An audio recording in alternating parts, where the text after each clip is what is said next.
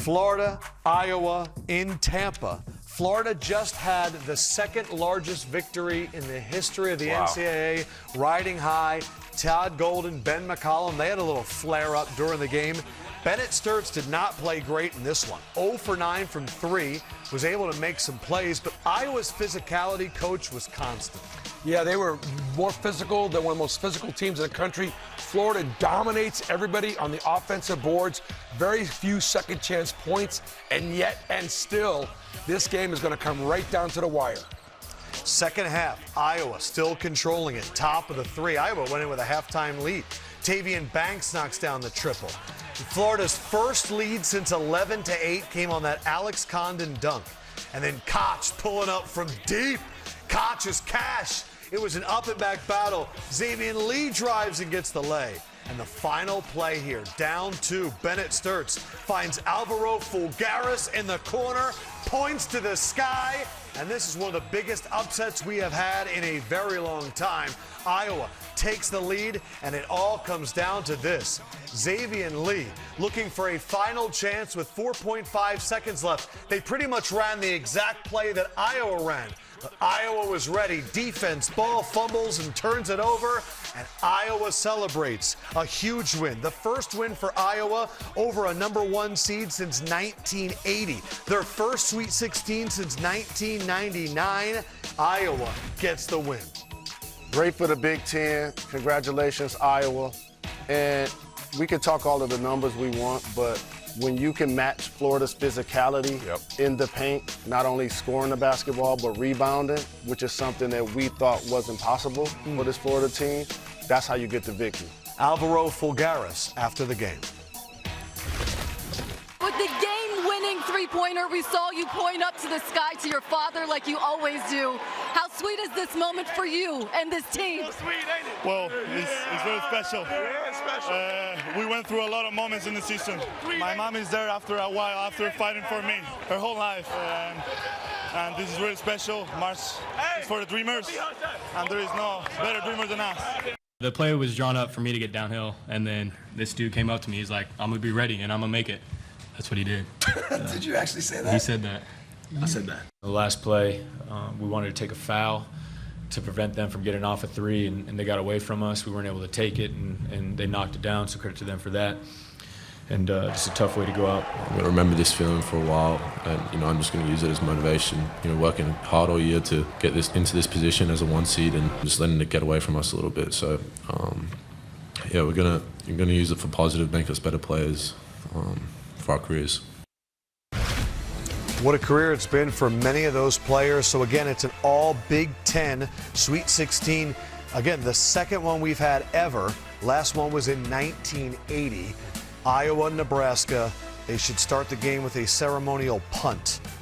8 of the last 9 defending champions have failed to make the Sweet 16. Coach, I'm trying to process Golden saying that we were trying to foul because they were only up 2. Yeah, Todd is an analytical guy. And if he would have not wanted to give that 3 up, and he would have been willing to put one of Iowa's not one of their best free throw shooters on the line. That's what he was prepared to do. But what Iowa did by getting that ball in on that circle back play, first of all, why are we face guarding there? And then why are we then going to allow him to circle and then trail? Right now we're giving them everything they want.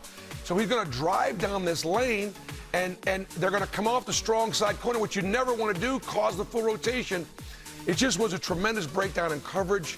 And if Todd had to do it all over again, they would have backed up the defensive and just let the ball be inbounded in front and play from there.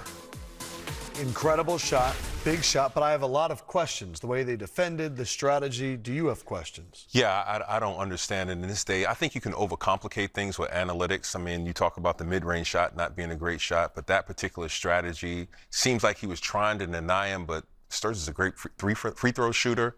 I really don't understand it. I mean, he should have just let him catch him.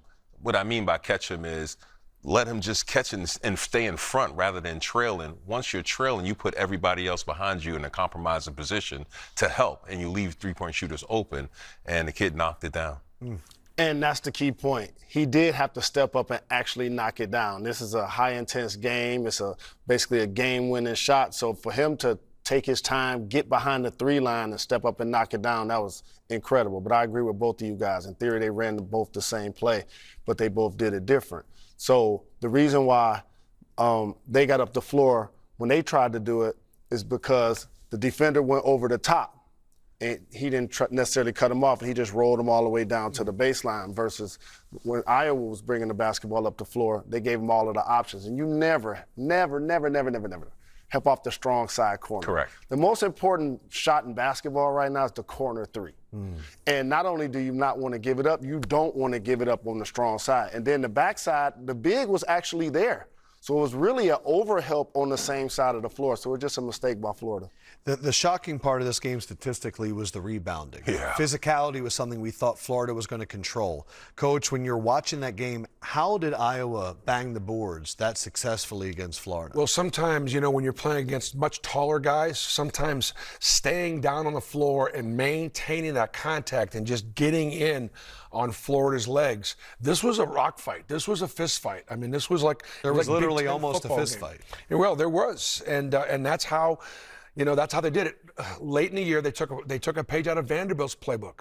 Florida lost to Vandy in the SEC tournament very, very much the same way. I think a lot of credit goes to Coach McCollum, his rise through the ranks, doing what he's done with Bennett Sturts, winning at every level, and now he gets this win in his first season there in Iowa. They get a Sweet 16, which is pretty darn special. Well, sometimes we talk about skill and also physicality, but as you go through the particular season, I can guarantee you every coach, and Coach Pro, you can probably attest to this, a lot of coaches are teaching toughness.